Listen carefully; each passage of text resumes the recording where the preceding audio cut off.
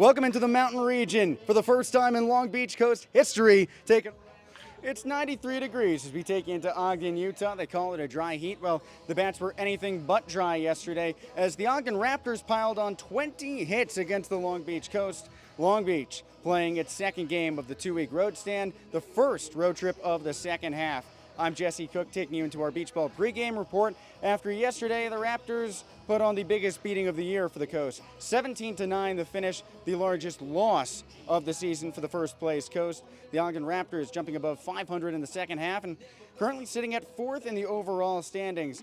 Well, their bats came up in a big way. It's a beautiful view behind us. Rocky Mountains overhead. Well, we had plenty of reasons to look up into the sky yesterday. 7 total home runs were hit. 3 by the Raptors, 4 by the Coast, but that quartet came too late. Ogden piled on its 3 dingers in the second, third, and fourth innings.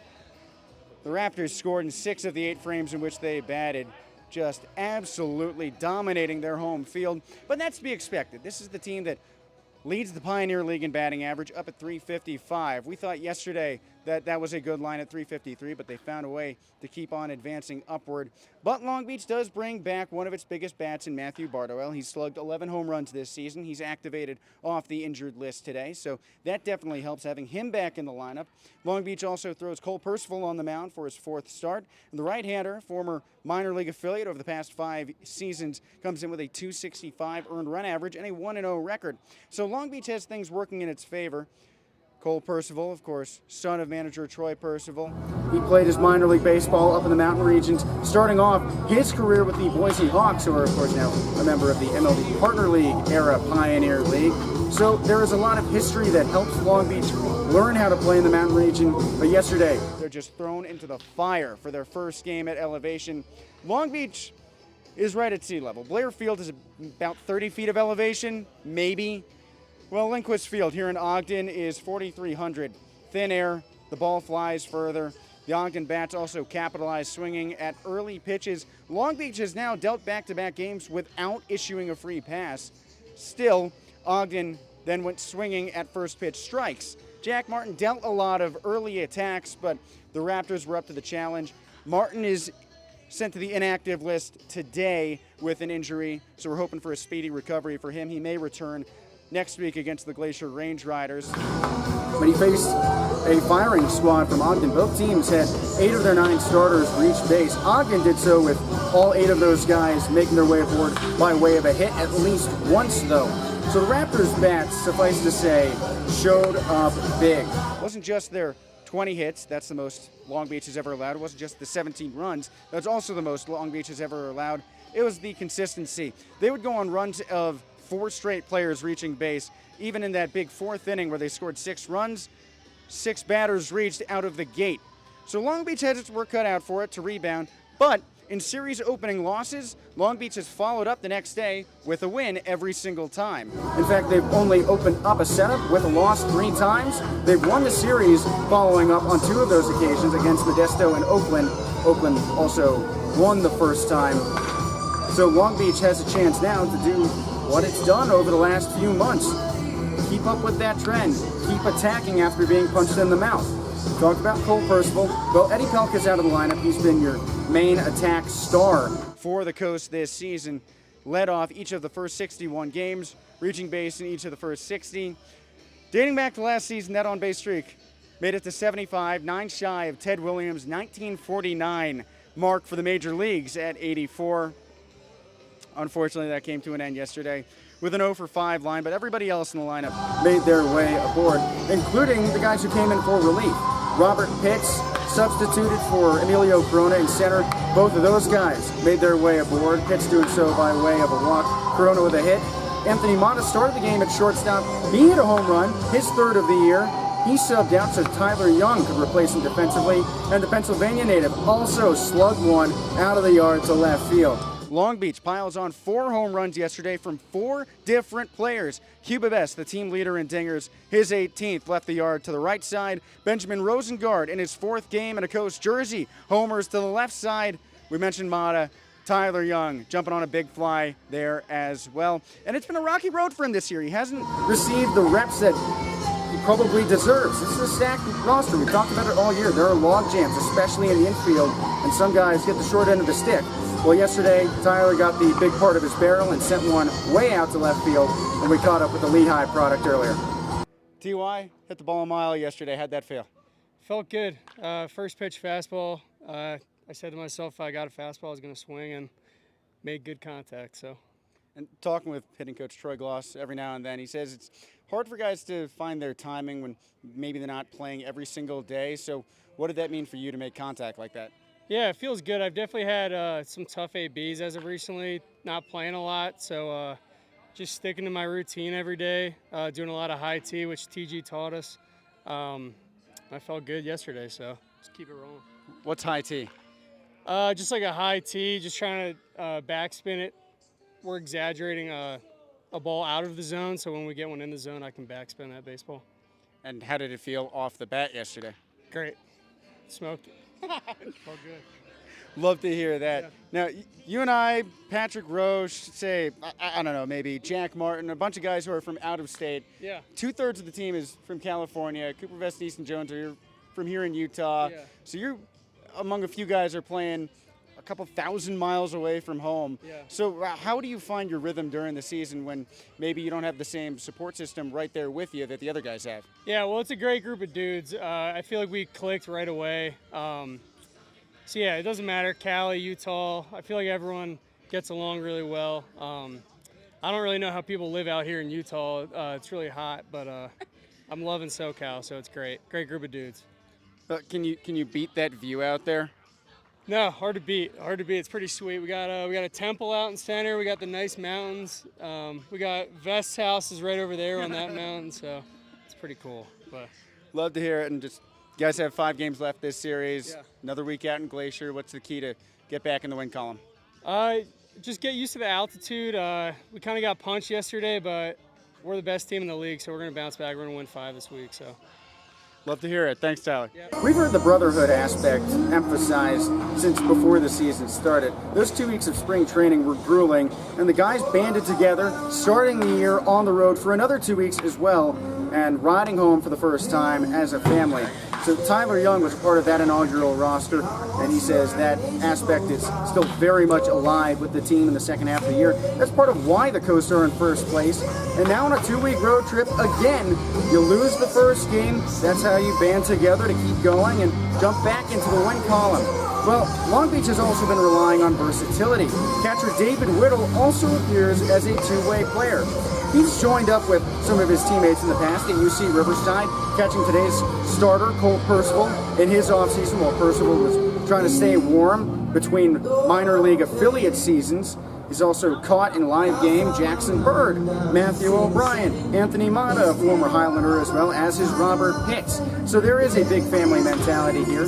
Manager Troy Percival also worked as a pitching coach at UC Riverside, and he helped recruit these players to his roster through that NCAA pipeline as well.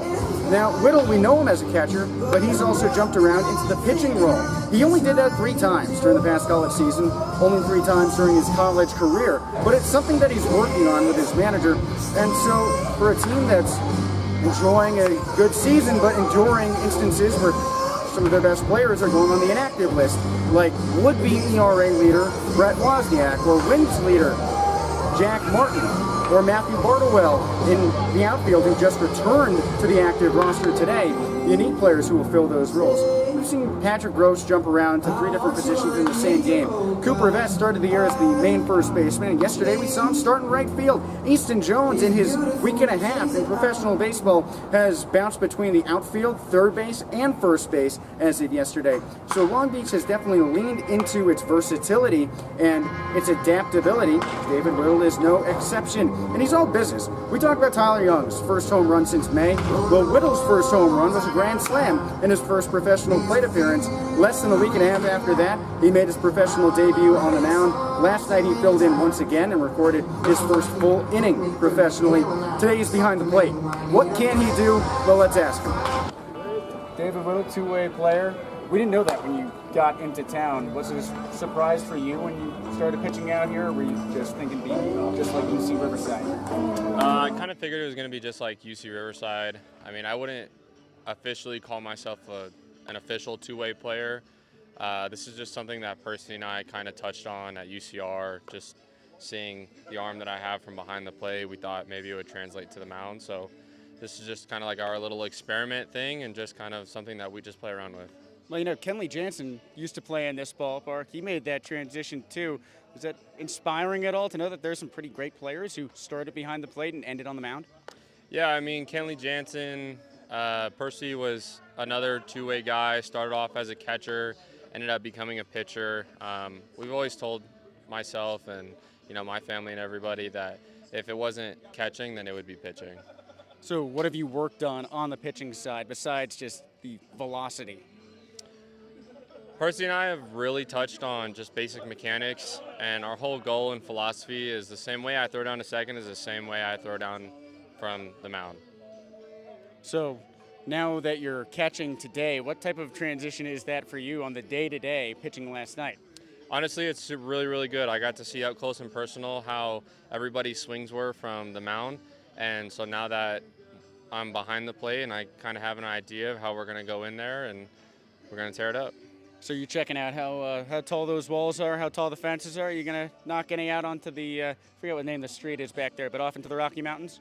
We will see. We will see. I mean, I don't really count myself as a home run hitter, but maybe I get lucky today. Hey, the ball flew. 4 home runs for these guys. Your guys yesterday. 3 home runs for Ogden. I can't speak, but maybe you guys can hit some home runs. What's the key to go out and win the last 5 games of this series? I think for us, just stay aggressive at the plate like we have been and keep our approach as it has been and just honestly go out there and play like I've seen this team play since I first got here. And lastly, it's like 100 freaking degrees here. Do you guys play better in the heat, or do you like it when it's closer down to something really frigid, like, I don't know, 80? I think mostly for us, I think heat does definitely play a big part. I know all these guys prepare very well, and we're all just ready for it, and we're going to come out here and give it our all.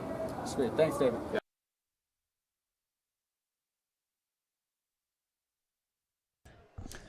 Hey, thanks, David. Fun talking to him, especially because he's had such a unique path this year. He starts out at UC Riverside, and like a lot of players, his college season ends. He ends up looking for pro baseball, but he does so with a big league legend in Troy Percival already in his corner. He makes his debut and hits a grand slam in the moment. And now as a two-way player, he's here with the Coast. It is Military Appreciation Day here in Ogden, so there is a gigantic crowd out here today. And for this Armed Forces ceremony, the Honor Guard has brought out the American flag. I believe, I'm not sure what the other flag is offhand, but it's a packed house here. We're going to pause for the anthem, which will be sung by Tyler Gannis of the Ogden Raptors. So, hope you enjoy.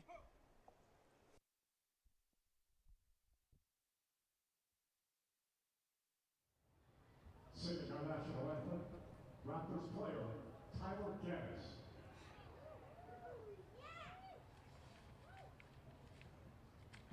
Oh, can you see by the dawn's early light what so proudly we hailed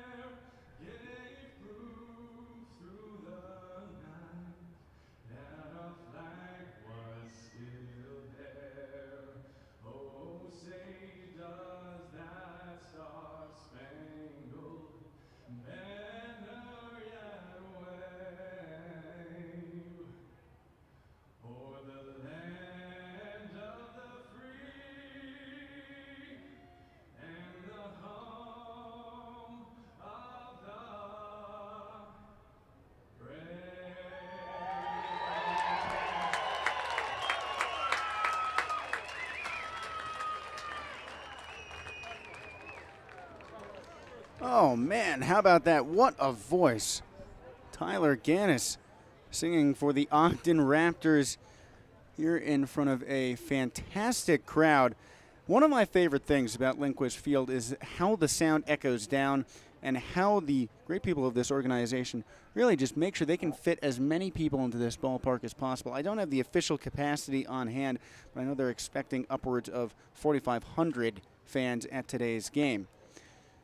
It's Chase Chapman going for the Raptors, and as for the Coast, for the first time this year, Eddie Pelk is not in the starting lineup. His on-base streak ends yesterday, so I think the left fielder has earned himself a break.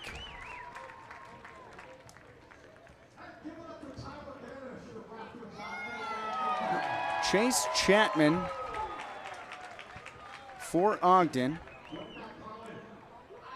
The right-hander walks in with a .785 earned run average with a 2-2 record. All 9 of his prior appearances have been in the starting role. Chapman appearing for Ogden in back-to-back seasons. This is his second professional year. Native to Southern California, he grew up in Cape Coral, Florida, but spent 4 NCAA seasons, with the first 2 back in the state where he was born, Florida Gulf Coast, and then the last 2 outside Miami at St. Thomas University. 2023, he was in the Cape Cod League, playing against some of these current coasters. Well, for Chapman, he's going up against Benjamin Rosengard to lead things off for Long Beach. This is the first time anyone not named Eddie Pelk has led off a ball game, and it's a guy who wasn't on this team a week ago. Rosengard only debuted on Friday. Behind him, it's Matthew Bardowell, and I know that has to sound good to a lot of Long Beach fans because Bardowell had been injured for the last 2 weeks. He took a pitch to the helmet, and now he's back. Cuba Best batting third. Jacob Jablonski, the switch hitter, at second base behind him. Cooper Vest in right field for the second day in a row. And then batting behind him is his fellow BYU product, Easton Jones. Anthony Mata at shortstop. David Whittle catching. He pitched last night. And Robert Pitts is in center field. Now, everyone in this lineup who appeared in last night's game, that's everyone besides David Whittle and Matthew Bardowell. Whittle appeared as a pitcher but not as a batter. Reached base at least once. Now, Chase Chapman, last time out against Glacier, a team that Long Beach will see next week, he suffered. On the road up in Kalispell, across 4 1/3 innings, he allowed 8 runs to score on 10 hits, only striking out 4 batters. 2 of his hits against were big flies. So here comes Benjamin Rosengard to lead things off, and he is batting .400 in his 4-game stint with the Long Beach Coast. These are very similar uniforms as well. Ogden is wearing its camo teal and gray military appreciation jerseys with the white lettering of Ogden scripted across the chest in block letters. Chapman, the left-hander, kicks up high. First pitch, fastball for a strike to the fellow lefty Rosengard. And we are underway at 6:33 Mountain Time, 5:33 for everyone listening back home in the LBC. Chapman, yellowish tan glove at the belt, twists on home. Rosengard watches another heater, that one missing high and away. The Chicago native Rosengard has reached base in all 4 games for Long Beach, all by way of a hit. The last 2 have been multi-knock performances. Chapman, first base side of the rubber. He deals, swung on and lifted foul to the left side. Ogden to complement the camo jerseys wears white pants, blue caps with the Racing Dino logo through the O on the front. Also the dark blue socks. Long Beach wearing the road grays with teal pinstripes and shoulders, teal block letters for the numbers on back, and the arching Long Beach across the chest, teal belts. Next pitch, Rosengard swings, knocks it to third, bobbled by Carmine Lane. He sidearms to first. Rosengard beats it out. Long Beach, yesterday it took until the second inning to reach base. Benjamin Rosengard speeds his way aboard there. They haven't told us on the scoreboard yet whether that is an error or a hit. I think they're still figuring it out. But it brings up Matthew Bardowell, and oh boy, is this a sight for sore eyes. Bardowell last played on the 18th of this month. That was against Yuba Sutter. He went 0 for 3, but was hit by a pitch, taking it off the helmet. They haven't updated the scoreboard, so I'm penciling that in as a hit for Rosengard until told otherwise. Lefty pitches to righty. Bardowell watches. Fastball for a strike down at the knees.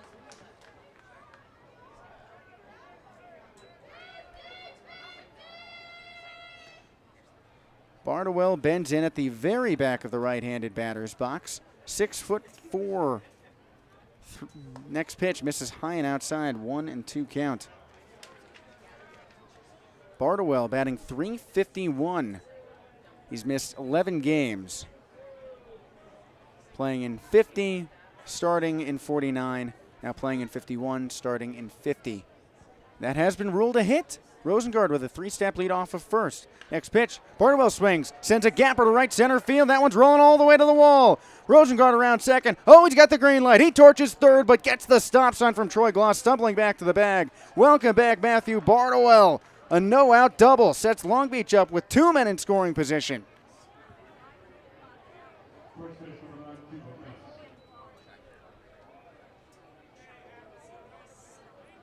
Cuba Bess went yard yesterday for the 18th time this season. He sets up here, batting .340 with his 83 RBIs, standing at 4th best in the Pioneer League. Ogden's defense shifts lightly towards the first base side, partially due to Chase Valentine, the shortstop, covering second base behind Matthew Bardowell. But the third baseman, Carmine Lane, is playing a little closer to short than normal. First pitch, time called, so that's a wash. And I'm thinking that's a pitch clock violation.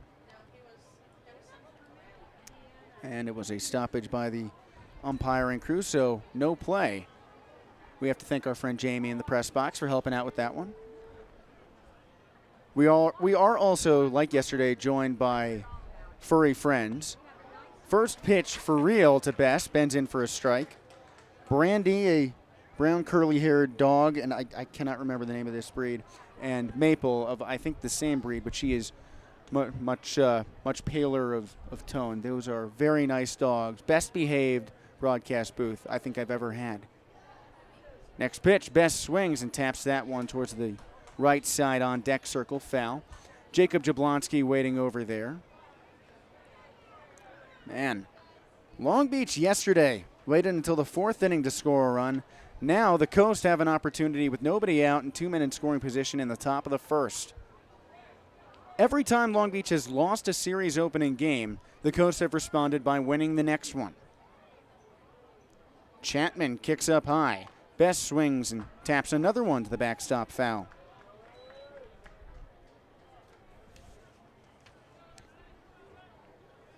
Yesterday, the Colorado native Bess finished 2 for 5. Both of his hits falling for extra bases, both of them bringing home RBIs on a double and that home run we mentioned to right field. 0-2 count. Out of the stretch, swing and a miss.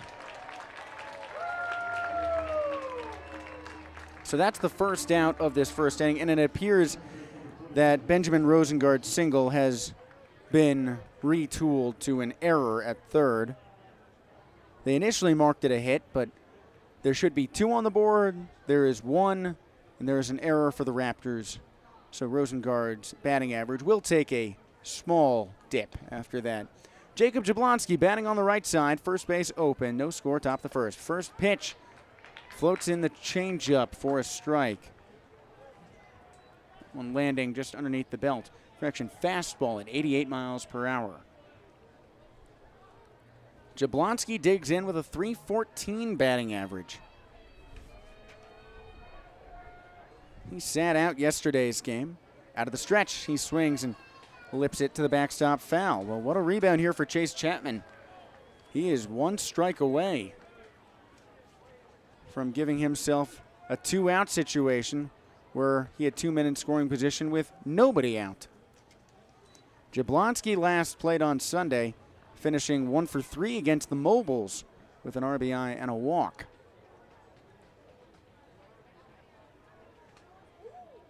Chapman stares at second. High leg kick. Jablonski swings, ropes it high and deep to left field. Way back, Lawrence tracking for the wall. That's up at the scoreboard, and that ball is gone.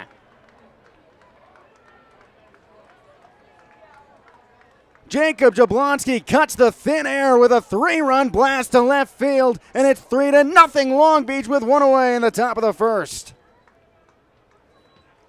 Oh, beach ball has officially landed in the mountain region, leading for the first time when playing at elevation. And while beach ball may have landed, I'm not sure that baseball ever will. That one traveling 443 feet. Oh, my goodness. Jacob Jablonski's 17th home run of the year, one behind Cuba Bess. Well, here's Cooper Vest, the Utah native from St. George, batting on the left side. First pitch, the BYU product watches a fastball down by his ankles.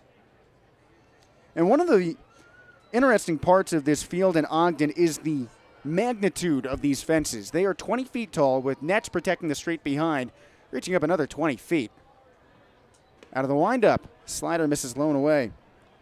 I'm not sure if Jablonski's homer there cleared the net. It hit the scoreboard, I think, which rides up another 20 feet. So the scoreboard, to clear it, you have to hit the ball 60 feet in the air. Next pitch to Vest. He swings and rifles that one into right field on the ground. 3 hits for Long Beach in the top of the first inning. Vest is aboard at first with a 3-0 lead and only one away. Last night, Long Beach suffered a punch in the mouth in the first inning, allowing 2 runs to score. Ogden at one point led by 12. Well, the Coast have started off on the right foot here in Game 2 of this week-long series. Easton Jones bats on the right side, another BYU man. Out of the stretch, he swings and misses over a ball bouncing on the plate. 80 miles per hour on the curve.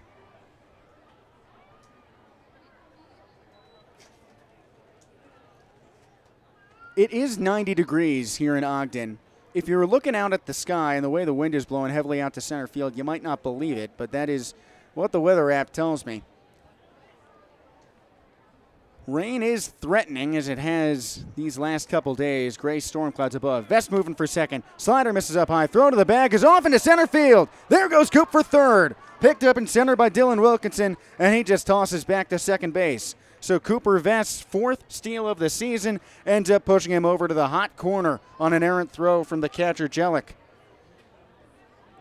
Jason Jellick shanking his throw there. This is his first game in an Ogden uniform. 1-1 count for Jones, now with an opportunity to drive Vest around. And that's a balk. Chase Chapman shimmied his shoulders a little too much, and the awkward dance move hands Long Beach a 4-0 lead.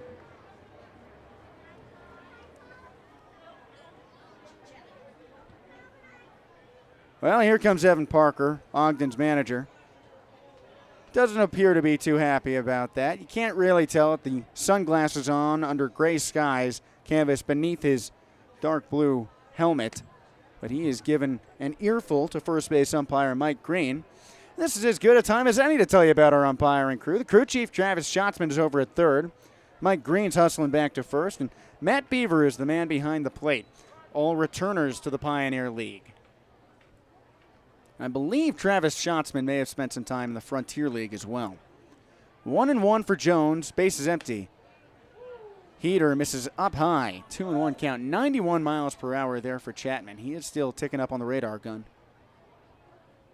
One away. 4-0 Coast, top of the first. Chapman winds and fires, swinging a foul punch to the backstop. 2-2 count.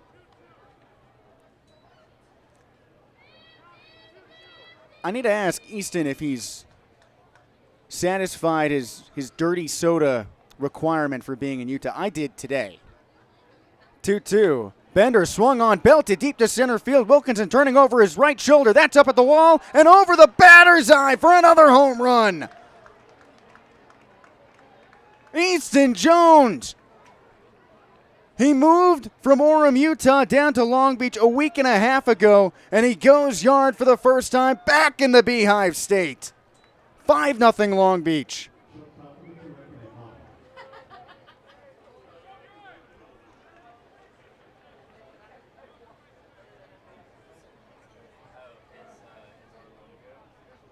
So that second big fly of this inning brings up Anthony Mata, who fired off his first home run since the beginning of the year last night. Anthony Mata last homered on May 26th. Now that clock resets to a timeline starting on July 28th. We talked to Tyler Young before the game, who replaced him at shortstop defensively, who also homered, and he said it's just meaningful to get the ball back in the air. First pitch from lefty to righty, misses inside for a 1-0 count. 5-0 Long Beach, 1 out, top of the first inning with empty bases. Whew, what a turnaround from yesterday. Chapman kicks up high. Fastball misses above the belt for a 2-0 count. The Wasatch stretch of the Rocky Mountain Range hooking overhead is seeing some fresh pearls fall on its base. Next pitch to Mata. Fastball for a strike at that teal belt, 2-1 count. Well, the Ogden defense hasn't had a lot of work to do besides bird watching, but in left field it's Colson Lawrence, Dylan Wilkinson in center, Garrett Bavacqua in right. Out of the windup, heater for a strike, but Anthony Mata challenges. Looks like Long Beach will be 0 for 1 on appeals in this game as the ABS TrackMan system for the strike zone challenge confirms the strike call. 2-2 count. We really didn't see these teams try to challenge a bunch of pitches. I think Long Beach's first challenge actually came in the 9th inning yesterday. 2-2 count for Mata, 1 away, nobody aboard. 2 home runs and a balk bringing Long Beach this quintet of runs. Chapman sidesteps, hurls, fastball for strike 3, low and away. That brings up David Whittle, the 8-hitter in the lineup. And wrapping up this trip around the infield, this field for the Ogden Raptors, at third, Carmine Lane, Chase Valentine at short, Cole Jordan, the third-year Raptor, at second, and Gio Ferraro at first base with Jason Jellick behind home. Chase Chapman, the lefty, fires to Whittle.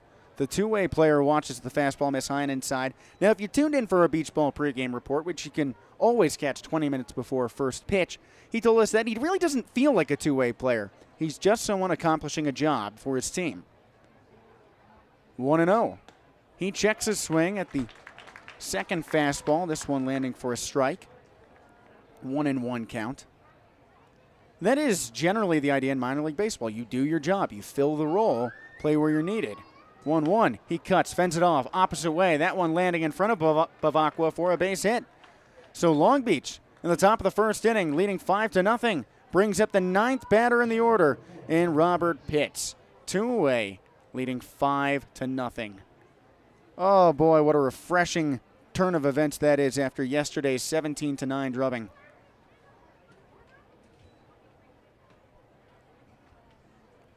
Pitts came in for relief work in center field, replacing Emilio Corona yesterday. He went 0 for 1, but walked. Lefty pitches to righty. Fastball called a ball above the belt, and that is where it lands. It's challenged by Jellick, but both teams will start the day 0 for 1 on challenges, meaning they only have one more to get wrong. In the Pioneer League, you get 2 appeals. If you get the challenge right, you hang on to it, but if you get it wrong, well, they take it away. 1-0 count. Pitts watches. This time the fastball lands for a strike at 86 miles per hour. 1-1 count. Now, it is odd in baseball that you only get 2 challenges because you'd figure in a league defined by the 3 strikes you're out rule that would be the case, but it's not. 1-1. Pitts watches another heater. That one up by the letters. 2-1 count. I believe in Major League Baseball it might be 3. Pioneer League is 2, however. So at the plate, 3 strikes, you're out. With challenges, 2 strikes and you're out. 2-1. Pitts watches at another one. Sails to the lefty batter's box. 3-1 count. Waiting on deck is Benjamin Rosengard. He began this inning reaching base on an error at third. There have been 2 errors in this inning by Ogden. The other one, the throwing error from the catcher Jellick that allowed Cooper Vest to run first to third on a stolen base. High leg kick. Pitts leans out of the way. That's inside for ball 4. Long Beach bats around in the top of the first inning, leading 5-0. Well, here comes Evan Parker, Ogden's manager, sending someone running for the hills towards the bullpen. Of course, in northern Utah, you don't have to run very far for the hills. They're pretty much right there. Vinny Sawmill, the bullpen catcher, has made his way off to the bullpen area. It looks like Carson Kelly has begun to warm up, the Florida A&M product. At least he's grabbed a glove and a baseball. He is he is the only left-hander in the bullpen, listed on the roster at least.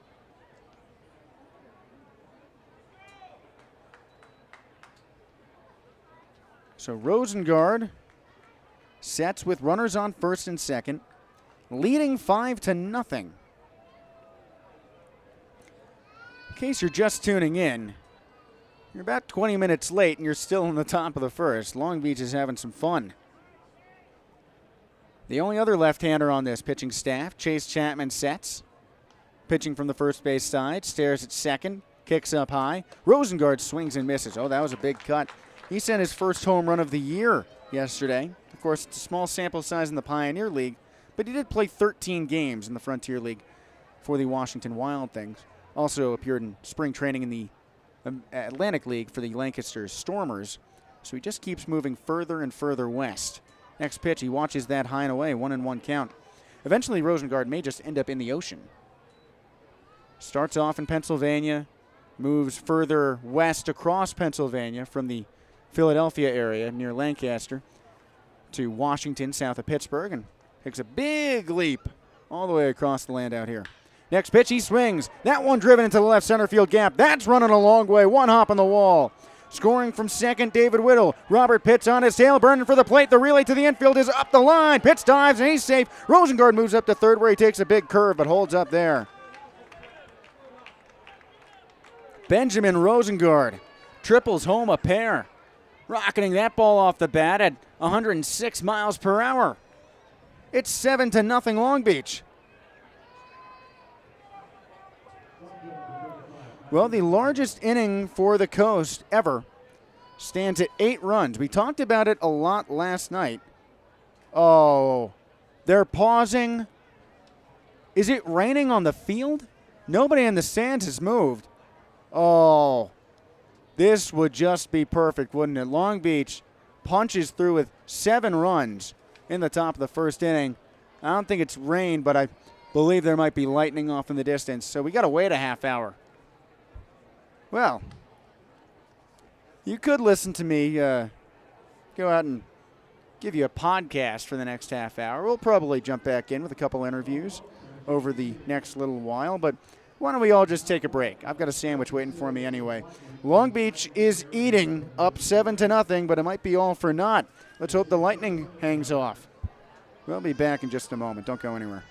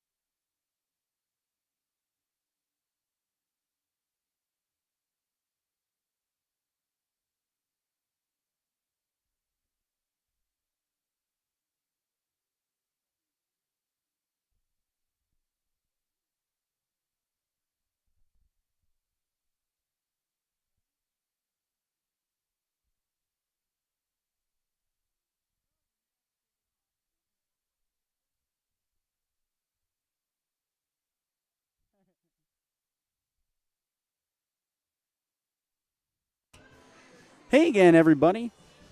We are rolling back at it in Ogden, although the teams are not. In fact, the Long Beach crew is hanging outside the clubhouse. I think they're determining whether or not they should go get their gear. For the players with families out here, this is probably a welcome sight, because if they call this one and it means 2 tomorrow, at least they get a little bit more time with their families today. Throws a wrench into my plans for tomorrow, because I was going to go, hike Mount Timpanogos, Mount Olympus, do all that stuff. Should probably take me, half an hour to do all those? Well, in any case, my plan was to get to the ballpark as early as possible, and I guess as early as possible has a chance of being moved up. But while we wait to figure out what our fate is as more thunder rumbles on, why don't we flash back to one of my favorite interviews this season with clubhouse manager Victor Martinez, where we were quite literally rubbing the baseballs. So we're going to flash to that. Hey there, Coast fans. We're rubbing baseballs. Do you ever wonder how the pearls that you see in the ballgame get the perfect shine, perfect grip? Well, this is it. I'm Jesse Cook with equipment manager, clubhouse manager Victor Martinez. And what's the first step here, Victor? I just dig right in. I mean, rub the mud, get some water, get the nice feel on it, and just dig right in. So to get the perfect shine here, did I put a little too much mud on here? Yeah, a little too much? Way too much. Towel. Okay, that's what the towel is for. Perfect. I think everybody has a different way of doing things. I guess the main thing is don't make it too dark. I like to say like this. Yeah. Do the players give you feedback on this? You know what? They told me that I've done all right. This is my first time doing it too, so I've never had to really actually rub baseballs in the past. So this is my first time doing it. So I've been doing it ever since our first home game. So in your past gigs in the major leagues with the Dodgers, who was doing this? The umpire room attendant. Really? Yeah. How did you get into this profession in the first place? I think you have to know somebody to get in. I was very fortunate. I am a twin. The company he was with catered at Dodger Stadium. It's called the Salsa Grill out in Pico Rivera. We were fortunate that when we were junior, seniors in high school, he would help out. And spring of 2008, I had no idea. My brother was talking to my then boss, Jerry Turner, about getting me into Dodger Stadium. And one day they called me, asked me if I wanted to get in, and I said yes without knowing what I was going to get myself into, and here I am. So what was that first gig with the Dodgers then? I started off as a bat boy, did that for 3 years, and then I moved inside as a clubhouse attendant. How are we looking now, by the way? Better. Better? So how do you plan out a normal game day? My day starts about 12 noon. I get here, make sure the guys' lockers are set up, making sure all their uniforms are clean, as well as undo their laundry loops, and then make sure the towels are ready to go. Make sure these 4 dozen baseballs are ready to go. Is there a learning curve to this? Like if I did this for a few weeks, would it get better than Oh yeah, what we're showing I think off here? more repetition would get you way better. Yeah. Okay. Do you have any notes for me? Like how can I improve one box in? I think I just dip my fingers, kind of, my hands a little wet, and then just dig into the mud, not too much. Okay. Just rub it, and then just grab. Do the umpires ever give you comments on the baseballs? No, I mean, they've noticed that theirs are a little darker than mine, but, again, that's your own preference, the way you want to do it. You're always going to see different shades, obviously. But as far as different, I think everyone's going to be rubbed different, a little different. Well, now you're doing this in the Pioneer League, but before, when you were in the majors with the Dodgers, what did your average duties look like as your career went on? Oh, there we go. This is good. This is a good one. This is my best one. Everyday duties similar to here. You get in, you make sure the food was set up, catered, because everything's catered in. So you got to make sure the food's set up, making sure the lockers are set up as well. Uniforms are clean, cleats are cleaned as well up in the big leagues. And everyday tasks is just setting up the dugout. Making sure everything's stocked as far as like water's your main thing. There a favorite big leaguer or a favorite set of big leaguers? Shout out to Nolan Arenado. He's one of the favorites. I mean, there's a lot. You're gonna put me on the spot with naming guys, but I don't want to I don't want to forget any. But Nolan for sure. Andre Etier's another one for sure. Matt Kemp. I know Dodgers fans Yeah. will love those last two. Yeah. Kershaw. I mean, I could go on. I mean, the list could go on, but those, just to name a few, I would just name those guys. And if I didn't announce you guys, I'm sorry. There's a lot out there. You've had a lot of big leaguers traipse through your locker rooms. Now you get the big leaguers of tomorrow. Yeah. What's the coolest part about being here with these guys? You get to see them before the name blossoms. And I can say, hey, you know what? I remember Jacob Jablonski, Chile, Matthew Bardowell, Pauk, all these guys. That's going to be something that I would always cherish and take with me and say, I remember when I done with them. So. Well, I know the sentiment has to be the same on their side. They appreciate everything you do. So do we. And I appreciate that now I know how to rub baseballs the right way. Yes. There's a box. Got more down here. This is real baseball right here. Thanks, V. Mark. Oh, thank you, man. Thanks for helping me out.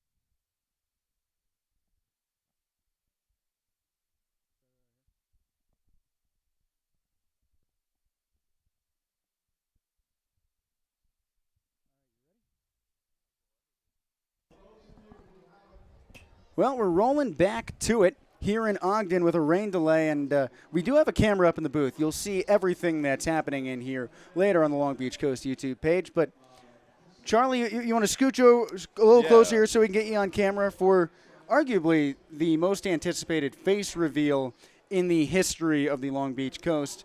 Maybe Cuba the- Best Enjoyer. Maybe the Pioneer Welcome. League as well. Absolutely. Yeah, thank you. Thank you for having me on this turgid weather That's a good word. day. Well, thanks for coming out to Utah. I mean, I know the players' families make it out here. Yeah. Some of them.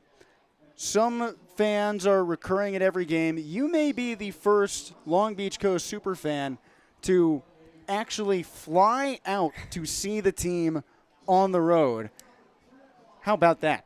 Yeah, I'm not sure if I am, but if I am, it's a great honor. I mean, I love this team, and it's been so fun watching them at home and having such great long home stands. But then the issue with that is when they come to an end, I got a lot of free time on my hands, and so why not just alleviate that and come out here and watch more baseball when possible. So Cuba Best Enjoyer, the account Yes. on Instagram. Correct. You and am I allowed to reveal the Jacob Yeah. Jablonski account holder's name?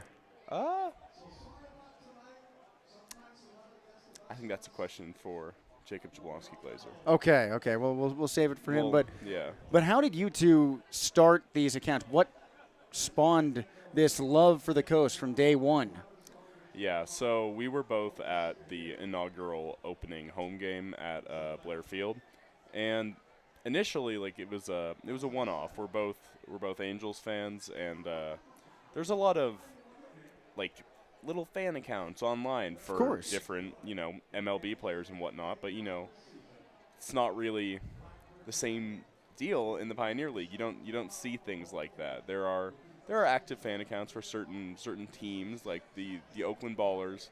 Of course. They have more prestige. They're a popular indie ball team, and so they have a lot of support. But that wasn't something you could see in the Pioneer League. So we kind of took it upon ourselves to just. It was a hobby account. It was just for fun, and it is fun. It is very fun. That's the best. It part. has national attention. I have friends from all over the country sending me your posts and telling me how much they love them and how big Coast fans they are now as a result. I really appreciate that. Yeah, but that's the heart of it is it's fun, and I enjoy doing it and getting to watch a baseball team that has so much heart and just determination. There's games where, not only my Angels, who are notorious for blowing leads, but any major league franchise. Utahns know that well. They've got the Salt Lake Beast, their That is AAA true. affiliate. It's all part of the same. I'll hold my tongue on the Angels, but there's a lot of games where teams would just be defeated. 8-run deficit, 9-run deficit, and just the amount of resilience and stubbornness to refuse to be beaten from the coast has just been one of the key factors that has helped me fall in love with the team. And I remember the second night of the homestand, they were down 11-3 or something. That's right. That's exactly It right. was 11-3, and they came back and they won 12-11. And that night, I actually wasn't at the game. I went to the inaugural game. I was at a Halos game the next night with Jacob Jablonski Glazer, and we were watching on the home team network. We were watching the Coast game starting in like the 6th inning instead of the Angels game because How about it? and the Angels were winning. Like it's just the connection isn't there. But connection with the Coast, it was immediate. Like I felt at home. We put out our first post on the account for fun. We expected little to no attention, and then the players immediately pick up on it, and the players are talking about it, and the players are liking our posts, and They love it. They come up to me independently and talk about the posts. I mean, it was such a cool experience, and it was unlike, anything I'd ever experienced. Even Jacob Jablonski Glazer and I, we are members of the supporters group, the County Line Coalition for Orange County Soccer Club in the USL Championship, and that's a very familial vibe where you go and see a bunch of your friends and chant and do whatever for 90 minutes. But the difference with baseball is you're there every day, and I immediately built up that rapport with not just the players but everyone who works there, the people who work at concessions, the people who scan the tickets. I recognize them. The security guards, the broadcasters. It's just been such an incredible experience, and so I think I definitely made the right choice in coming out here, even if tonight we are delayed. You for brought a bit. the rain. I did bring the rain, but I do have to ask, because we have our assistant general manager, Jacob Benabu, right behind the camera. Are we calling it for today? Doubleheader tomorrow? Doubleheader tomorrow it is. hey, How about it? So you get to I come get out here and see a a lot of baseball.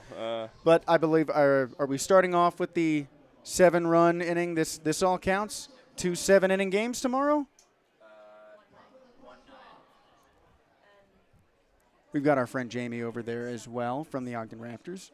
Do you know if the initial game will be 7 runs or 9, or 7 innings or 9? Both are 9-inning games. Okay. Well, good. All I've got right. my cough medicine with me, and I've got some tea. And now we know, because you sound fantastic, that if I go down, I'll do my You're best. up. I'll do my best. That's yeah, why not? I'll do it. well, and you are now experiencing Pioneer League baseball, At how its it finest. is anywhere besides Southern California. Because Yeah. last year with the Rocky Mountain Vibes on Colorado Springs, I've been telling everyone here, there was a week where I had to pull tarp 9 times. This was my first time heading out for a tarp pull since that point. If you can tell, it's not just bad lighting that's giving me this look. It's the fact that our assistant general manager, Jacob, and I just got drenched taking out the tarp out there with the wonderful staff here in Ogden. Now, Charlie, I'm assuming you'll be back for the games tomorrow. I'm excited will. for all that. What has been your favorite part of your, now, half a day in Utah? Oh, I think you know what I'm gonna have to say. Seeing Lindquist Field was great, but I did get to go to Swig today for the first time, courtesy of Jesse Cook, and I got what was it? A spring Fling. fling. That was pretty good. I liked it. It was great. I mean, Dr. Pepper base, can't go wrong with that. And Absolutely. I'm ashamed to say I got we both got the very largest size. Yeah, I got And it was the Raspberry Dream. really That was big. huge. Yeah. It's like the size of my head. Yeah. And they do it right. They do it right. I mean, frankly, I will probably be awake on the sugar alone for the next week. I don't think I'm going to sleep after that. well, that's for good any because you got a amount of time. doubleheader tomorrow. That's right. It is good. I guess I'll have to make a trip back. But, you're seeing baseball under the mountains. Right now you're not seeing anything under the mountains. But looking forward towards the rest of this week under this unbelievable backdrop of the Wasatch Mountains. Beautiful. The part of the range that inspired the Paramount Pictures mountain that you see at the beginning. I think that's off to the north. We'll probably really? talk about it more in tomorrow's Beach Ball pregame report. The more you know. But how cool is it for you to be seeing baseball underneath this unbelievable scene? Oh, it's gorgeous. I mean, that was the first thing I remarked when I got here was just, how beautiful the backdrop is. And, even now when the weather is appalling, it's still beautiful. This is Utah weather. It is Utah weather. At least they got some variety because Southern California seems to be this kind of constant. Oh, God, it's horrible. It's such a beautiful all the slog. time. I hate it. I can't handle it. No, but it's a gorgeous ballpark. And I'm really excited to watch a whole lot of baseball here tomorrow, it seems like. 2 baseball games tomorrow. Do we know what time, Jacob? 3 p.m. So that means we'll be getting out here. 3 and 6:30. Okay. 3, okay. So the Long Beach Coast will be in action tomorrow at 3. We'll have your Beach Ball pregame report at 2:40 for that game, so make sure you stay tuned for a lot of baseball. We won't have another pregame report before the 6:30 game. That's what the first game is, so make sure you stay tuned for both. We'll have a lot of good content, and the first inning counts, so those 7 runs that Long Beach piled on will play a huge role in deciding momentum early on tomorrow. Long Beach will be at the bat to begin all that because Only 2 the outs. Coast, batted around. 2 outs, 7 runs scoring off of 1, 2, 3, 4, 5, 6 hits, 2 home runs. One of those from Jacob Jablonski. So I know the other fan account will be very Jablonski. happy about. Yes, the Jabovsky. Easton Jones, the Utah native, hitting his first professional home run in his home state. And then after that, Benjamin Rosengard triples. He homered for the first time yesterday. Matthew Bardowell back from injury today. That's huge news. He'll be set to lead off tomorrow, and he doubled for his first ball in play back off the inactive list. So there is a lot to look forward to tomorrow. Hopefully we'll get to see Cole Percival pitch. I know it's not easy on pitchers to warm up for a start and then be put on ice like an NFL kicker. So we'll see how that functions, but we'll learn all about it tomorrow at 2:40 p.m. Mountain Time, 1:40 for everyone back home in Long Beach. So make sure you break out of your lunch break early so you can catch the Coast game right here on the Long Beach Coast YouTube page. Charlie, before we let you go and wrap this up for today, what are you most excited for your first road trip in the Pioneer League as a fan? Ooh, I'm going to say, Are you considering the mountains or the field? Both? both. I'm going to say the altitude because I'm going to see a lot more runs. You already have. I already have. Long Beach, Blair Field sits at about 30 feet of elevation, which we explained during the Beach Ball pregame report. Out here, any guesses? Oh, more than that. Well, if Denver's the mile-high city, we'll knock We're a few a little off. lower than I that. was Yeah. going to say I'll knock a few off. So I think Denver's 5280, right? Yes. And so I'm going to go. I've sat in the Mile High row at Coors Field. Have you? All right. 4460. I hate to say you actually overestimated. It's 4,300. Ah. Salt Lake City's all the way up at 4,400. So I guess we're not meeting your expectations out Right, here, yeah, Charlie. Sorry I'm about that. incredibly disappointed. Well, hopefully we can cheer you up for more baseball tomorrow. 2 games. It's going to be a lot of fun. That's Cuba Best Enjoyer. This has been a production of Long Beach Coast Baseball that will carry on into tomorrow. Again, 2:40 p.m. Beach Ball pregame report, 3 p.m. start time, hopefully 6:30 for the second game. And that just about does it for us. So from Ogden, from Lindquist Field, for what should have been the majority of Game 2 of this series, I'm Jesse Cook. Thanking you for tuning in and signing off.